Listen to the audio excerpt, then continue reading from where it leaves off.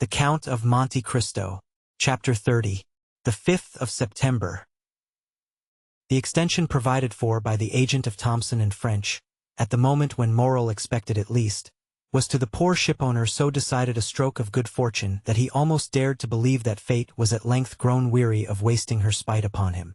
The same day he told his wife, Emmanuel, and his daughter all that had occurred, and a ray of hope, if not of tranquility, returned to the family. Unfortunately, however, Morrel had not only engagements with the house of Thomson and French, who had shown themselves so considerate towards him, and, as he had said, in business he had correspondents and not friends. When he thought the matter over, he could by no means account for this generous conduct on the part of Thomson and French towards him, and could only attribute it to some such selfish argument as this: "We had better help a man who owes us nearly 300,000 francs, and have those 300,000 francs at the end of 3 months than hasten his ruin, and get only 6 or 8% of our money back again." Unfortunately, whether through envy or stupidity, all Morrel's correspondents did not take this view, and some even came to a contrary decision. The bills signed by Morrel were presented at his office with scrupulous exactitude, and, thanks to the delay granted by the Englishman, were paid by Cockles with equal punctuality. Cockles thus remained in his accustomed tranquillity. It was Morrel alone who remembered with alarm that if he had to repay on the 15th the 50,000 francs of M.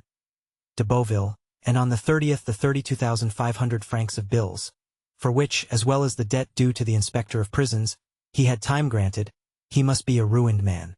The opinion of all the commercial men was that, under the reverses which had successively weighed down Morrel, it was impossible for him to remain solvent.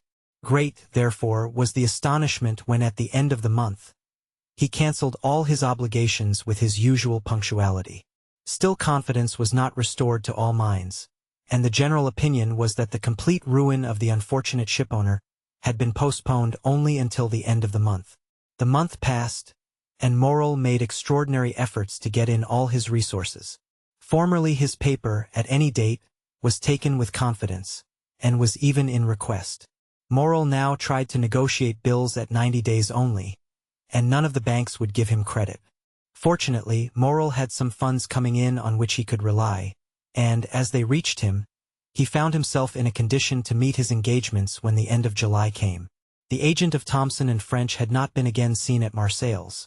The day after, or 2 days after his visit to Morrel, he had disappeared, and as in that city he had had no intercourse but with the mayor, the inspector of prisons, and M. Morrel, his departure left no trace except in the memories of these 3 persons.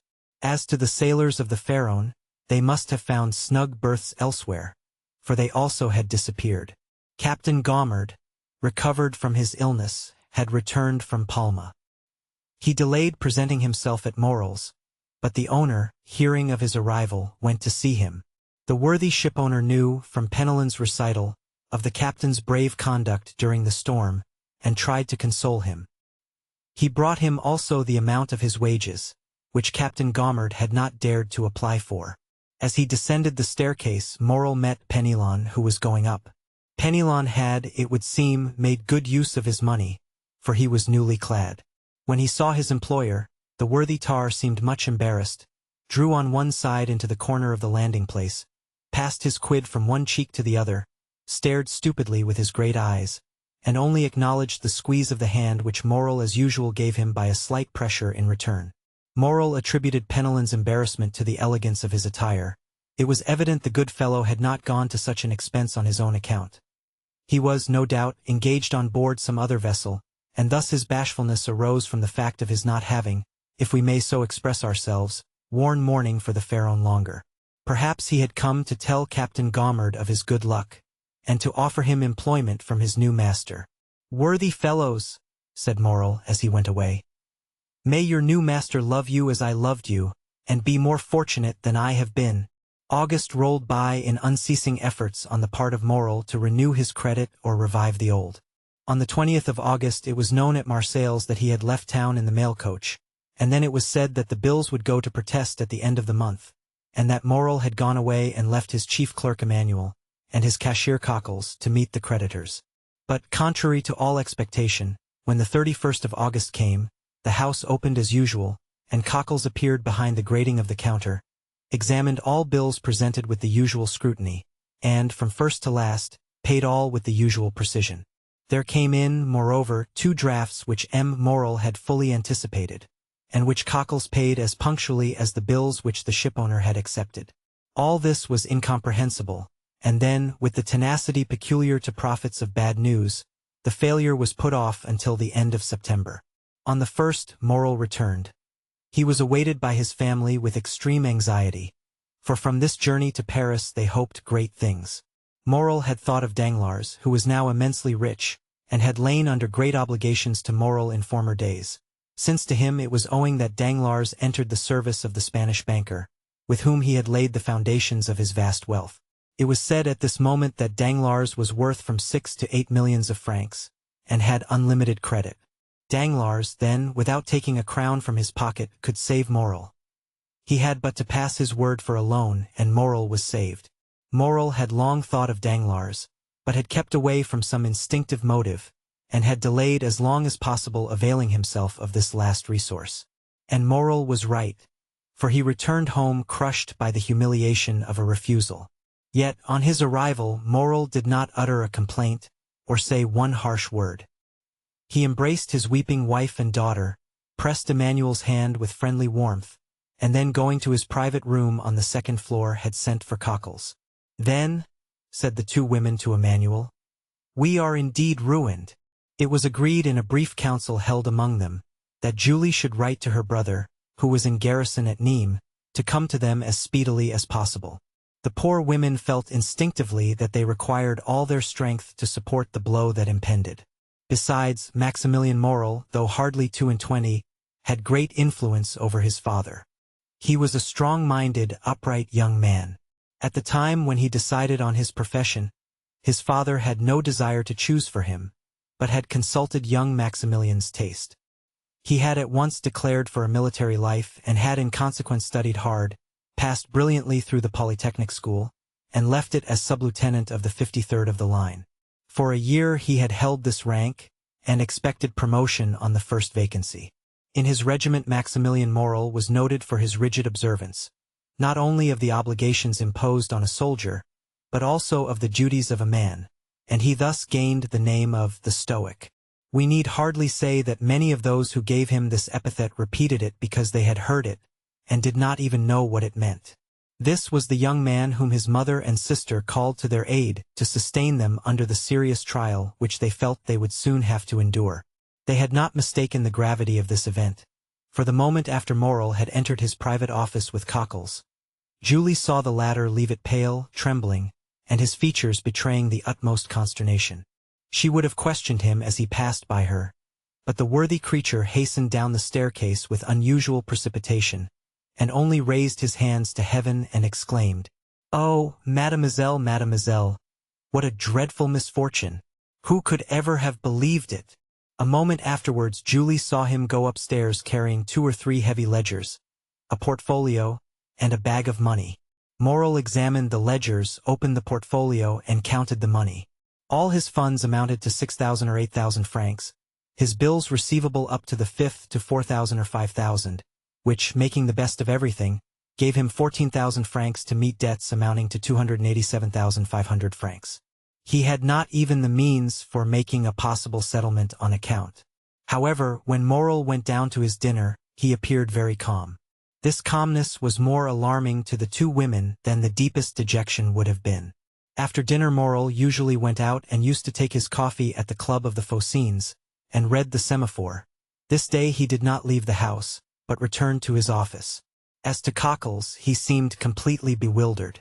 For part of the day he went into the courtyard, seated himself on a stone with his head bare and exposed to the blazing sun. Emmanuel tried to comfort the women, but his eloquence faltered. The young man was too well acquainted with the business of the house not to feel that a great catastrophe hung over the Morrel family. Night came, the 2 women had watched, hoping that when he left his room Morrel would come to them, but they heard him pass before their door, and trying to conceal the noise of his footsteps. They listened. He went into his sleeping room and fastened the door inside. Madame Morrel sent her daughter to bed, and half an hour after Julie had retired, she rose, took off her shoes, and went stealthily along the passage, to see through the keyhole what her husband was doing. In the passage she saw a retreating shadow. It was Julie, who, uneasy herself, had anticipated her mother. The young lady went towards Madame Morel. "He is writing," she said. They had understood each other without speaking. Madame Morel looked again through the keyhole. Morel was writing. But Madame Morel remarked what her daughter had not observed, that her husband was writing on stamped paper. The terrible idea that he was writing his will flashed across her. She shuddered, and yet had not strength to utter a word. Next a.m. Morel seemed as calm as ever, went into his office as usual, came to his breakfast punctually, and then, after dinner, he placed his daughter beside him, took her head in his arms, and held her for a long time against his bosom. In the evening, Julie told her mother that although he was apparently so calm, she had noticed that her father's heart beat violently. The next 2 days passed in much the same way. On the evening of the 4th of September, M. Morel asked his daughter for the key of his study. Julie trembled at this request, which seemed to her of bad omen. Why did her father ask for this key which she always kept, and which was only taken from her in childhood as a punishment? The young girl looked at Morel. "What have I done wrong, father?" she said, "that you should take this key from me?" "Nothing, my dear," replied the unhappy man, the tears starting to his eyes at this simple question. "Nothing, only I want it." Julie made a pretense to feel for the key. "I must have left it in my room," she said. And she went out, but instead of going to her apartment she hastened to consult Emmanuel. "Do not give this key to your father," said he, "and tomorrow morning, if possible, do not quit him for a moment." She questioned Emmanuel, but he knew nothing, or would not say what he knew.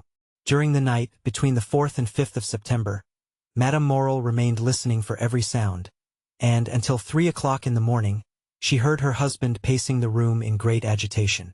It was 3 o'clock when he threw himself on the bed. The mother and daughter passed the night together. They had expected Maximilian since the previous evening. At 8 o'clock in the morning Morel entered their chamber.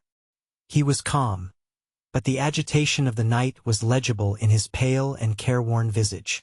They did not dare to ask him how he had slept. Morel was kinder to his wife, more affectionate to his daughter, than he had ever been. He could not cease gazing at and kissing the sweet girl. Julie, mindful of Emmanuel's request, was following her father when he quitted the room, but he said to her quickly, "Remain with your mother, dearest." Julie wished to accompany him. "I wish you to do so," said he. This was the first time Morel had ever so spoken, but he said it in a tone of paternal kindness, and Julie did not dare to disobey.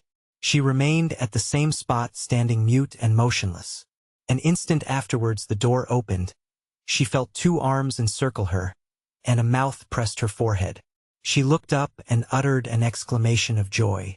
"Maximilian, my dearest brother!" she cried. At these words Madame Morel rose, and threw herself into her son's arms. "Mother," said the young man, looking alternately at Madame Morel and her daughter, "what has occurred? What has happened? Your letter has frightened me, and I have come hither with all speed." "Julie," said Madame Morel, making a sign to the young man, "go and tell your father that Maximilian has just arrived." The young lady rushed out of the apartment, but on the first step of the staircase she found a man holding a letter in his hand. "Are you not Mademoiselle Julie Morel?" inquired the man, with a strong Italian accent. "Yes, sir," replied Julie with hesitation. "What is your pleasure?" "I do not know you." "Read this letter," he said, handing it to her. Julie hesitated. "It concerns the best interests of your father," said the messenger. The young girl hastily took the letter from him. She opened it quickly and read, "Go this moment to the Allées de Mailhan, enter the house number 15, ask the porter for the key of the room on the 5th floor, enter the apartment, take from the corner of the mantelpiece a purse netted in red silk, and give it to your father. It is important that he should receive it before 11 o'clock. You promise to obey me implicitly. Remember your oath. Sinbad the sailor." The young girl uttered a joyful cry, raised her eyes, looked round to question the messenger, but he had disappeared. She cast her eyes again over the note to peruse it a second time, and saw there was a postscript. She read, "It is important that you should fulfill this mission in person and alone. If you go accompanied by any other person, or should anyone else go in your place, the porter will reply that he does not know anything about it." This postscript decreased greatly the young girl's happiness. Was there nothing to fear? Was there not some snare laid for her? Her innocence had kept her in ignorance of the dangers that might assail a young girl of her age. But there is no need to know danger in order to fear it. Indeed, it may be observed that it is usually unknown perils that inspire the greatest terror. Julie hesitated and resolved to take counsel. Yet, through a singular impulse, it was neither to her mother nor her brother that she applied, but to Emmanuel. She hastened down and told him what had occurred on the day when the agent of Thomson and French had come to her father's, related the scene on the staircase, repeated the promise she had made, and showed him the letter. "You must go, then, mademoiselle," said Emmanuel. "Go there," murmured Julie. "Yes, I will accompany you." "But did you not read that I must be alone?" said Julie. "And you shall be alone," replied the young man.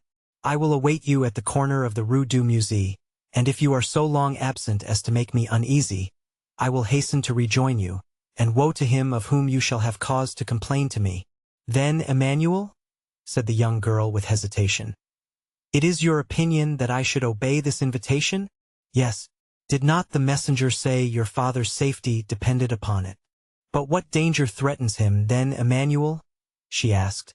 Emmanuel hesitated a moment, but his desire to make Julie decide immediately made him reply. "Listen," he said.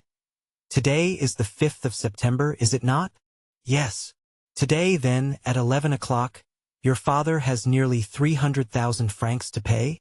"Yes, we know that." "Well, then," continued Emmanuel, "we have not 15,000 francs in the house. What will happen then? Why, if today before 11 o'clock your father has not found someone who will come to his aid, he will be compelled at 12 o'clock to declare himself a bankrupt." "Oh, come, then come!" cried she, hastening away with the young man. During this time, Madame Morel had told her son everything.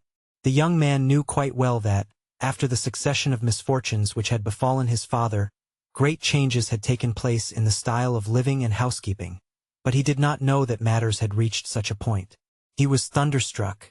Then, rushing hastily out of the apartment, he ran upstairs, expecting to find his father in his study, but he rapped there in vain.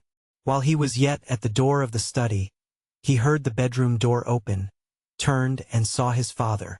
Instead of going direct to his study, Morel had returned to his bedchamber, which he was only this moment quitting. Morel uttered a cry of surprise at the sight of his son, of whose arrival he was ignorant. He remained motionless on the spot, pressing with his left hand something he had concealed under his coat. Maximilian sprang down the staircase, and threw his arms round his father's neck. But suddenly he recoiled, and placed his right hand on Morel's breast. "Father," he exclaimed, turning pale as death, "what are you going to do with that brace of pistols under your coat?" "Oh, this is what I feared," said Morel. "Father, father, in heaven's name," exclaimed the young man. "What are these weapons for?" "Maximilian," replied Morel, looking fixedly at his son, "you are a man and a man of honor. Come, and I will explain to you." And with a firm step Morel went up to his study, while Maximilian followed him, trembling as he went. Morel opened the door and closed it behind his son. Then, crossing the anteroom, went to his desk on which he placed the pistols, and pointed with his finger to an open ledger. In this ledger was made out an exact balance sheet of his affairs. Morel had to pay, within half an hour, 287,500 francs. All he possessed was 15,257 francs. "Read," said Morel. The young man was overwhelmed as he read. Morel said not a word. What could he say? What need he add to such a desperate proof in figures? "And have you done all that is possible, father, to meet this disastrous result?" asked the young man after a moment's pause. "I have," replied Morel. "You have no money coming in on which you can rely?" "None." "You have exhausted every resource?" "All." "And in half an hour," said Maximilian in a gloomy voice, Our name is dishonored. Blood washes out dishonor, said Moral. You are right, father. I understand you. Then extending his hand towards one of the pistols, he said, There is one for you and one for me, thanks. Moral caught his hand. Your mother, your sister. Who will support them? A shudder ran through the young man's frame. Father, he said, do you reflect that you are bidding me to live? Yes, I do so bid you, answered Moral. It is your duty. You have a calm, strong mind, Maximilian. Maximilian, you are no ordinary man.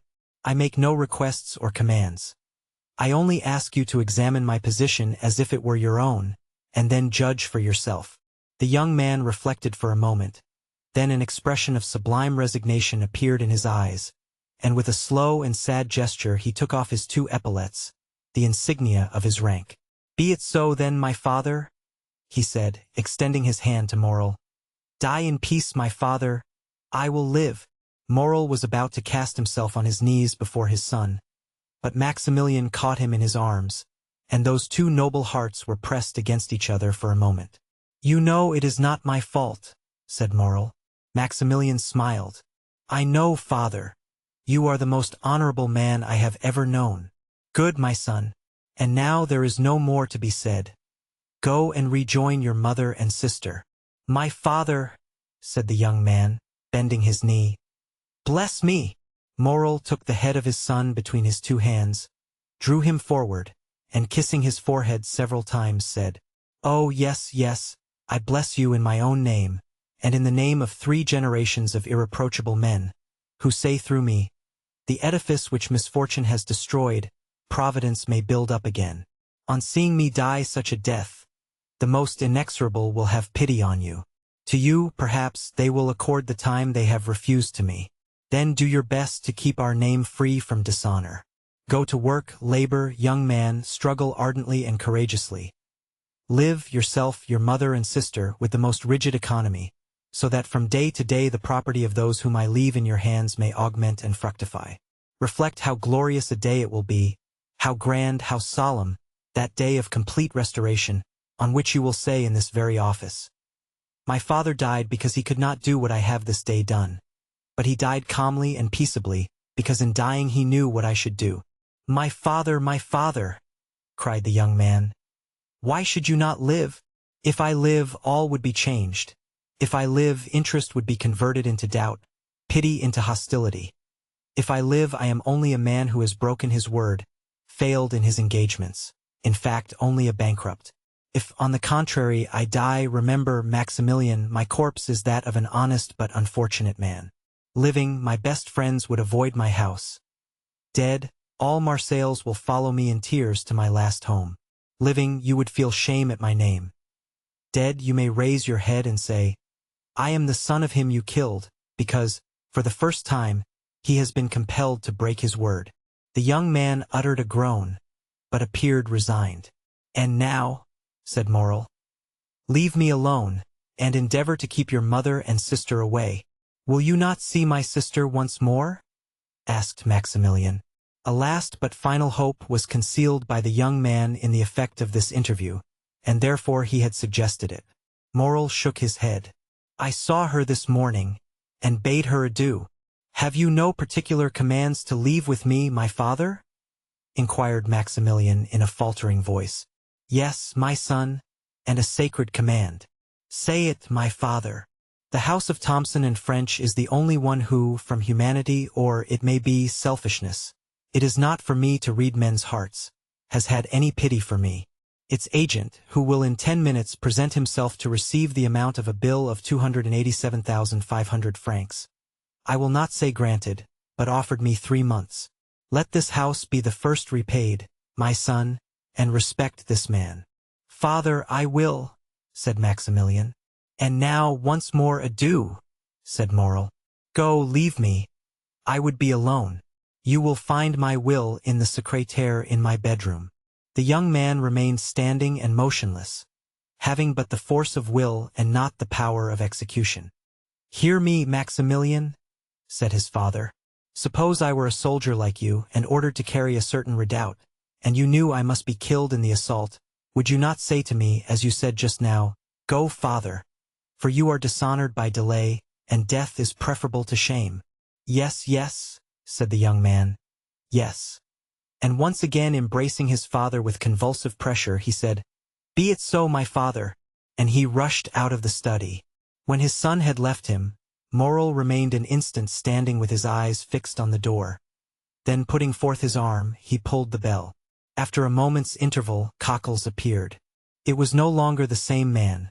The fearful revelations of the 3 last days had crushed him. This thought, "The house of Morel is about to stop payment," bent him to the earth more than 20 years would otherwise have done.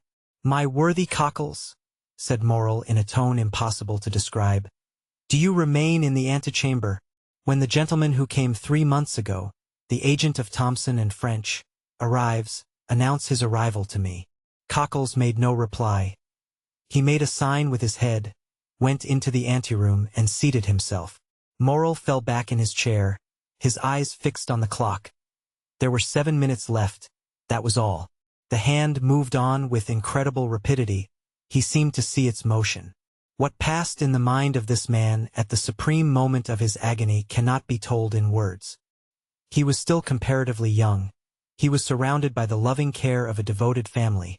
But he had convinced himself by a course of reasoning, illogical perhaps, yet certainly plausible, that he must separate himself from all he held dear in the world, even life itself. To form the slightest idea of his feelings, one must have seen his face with its expression of enforced resignation and its tear-moistened eyes raised to heaven. The minute hand moved on. The pistols were loaded. He stretched forth his hand, took one up, and murmured his daughter's name. Then he laid it down, seized his pen, and wrote a few words. It seemed to him as if he had not taken a sufficient farewell of his beloved daughter. Then he turned again to the clock, counting time now not by minutes, but by seconds. He took up the deadly weapon again. His lips parted and his eyes fixed on the clock, and then shuddered at the click of the trigger as he cocked the pistol. At this moment of mortal anguish the cold sweat came forth upon his brow. A pang stronger than death clutched at his heartstrings. He heard the door of the staircase creak on its hinges. The clock gave its warning to strike 11. The door of his study opened. Morel did not turn round. He expected these words of Cockles, the agent of Thomson and French. He placed the muzzle of the pistol between his teeth. Suddenly he heard a cry. It was his daughter's voice. He turned and saw Julie. The pistol fell from his hands. "My father!" cried the young girl, out of breath, and half dead with joy. "Saved! You are saved!" And she threw herself into his arms, holding in her extended hand a red, netted silk purse. "Saved, my child," said Morel. "What do you mean?" "Yes, saved, saved." See, said the young girl. Morel took the purse and started as he did so, for a vague remembrance reminded him that it once belonged to himself. At one end was the receipted bill for the 287,000 francs, and at the other was a diamond as large as a hazelnut, with these words on a small slip of parchment: "Julie's dowry." Morel passed his hand over his brow. It seemed to him a dream. At this moment the clock struck 11. He felt as if each stroke of the hammer fell upon his heart. "Explain, my child," he said. "Explain, my child," he said. "Explain. Where did you find this purse?" "In a house in the Allées de Mailhan, number 15, on the corner of a mantelpiece in a small room on the 5th floor." "But," cried Morel, "this purse is not yours." Julie handed to her father the letter she had received in the morning. "And did you go alone?" asked Morel after he had read it. "Emmanuel accompanied me, father. He was to have waited for me at the corner of the Rue du Musée, but, strange to say, he was not there when I returned." "Monsieur Morel!" exclaimed a voice on the stairs. "Monsieur Morel!" "It is his voice," said Julie. At this moment Emmanuel entered, his countenance full of animation and joy. "The Pharaon!" he cried. "The Pharaon! What? What? The Pharaon!